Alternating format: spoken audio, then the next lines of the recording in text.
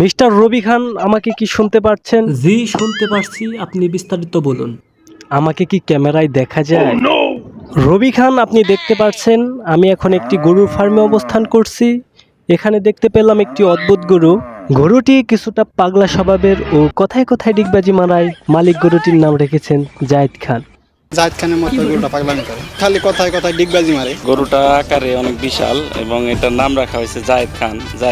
জায়েদ খানের মতো গরুটা পাগলামি করে, এজন্য এটার নাম রাখা হয়েছে জায়েদ খান। তো জায়েদ খান এই বিষয়টি নিয়ে কতটুকু সন্তুষ্ট এবং তার অনুভূতি কিরকম, তার কাছ থেকেই শোনা যায়। এটা এখনো ভালো লাগে, বাট আমি যেতে পারি না। আমি এটাকে নেগেটিভ ভাবে দেখি না। একটা মানুষ তার প্রিয় জিনিসটাকে বিক্রি করছে আমার নাম দিয়ে। আমি জায়েদ খানের অনেক বড় একটা ফ্যান, তাই ভালোবেসে গরুর নামটা দিছি জায়েদ খান।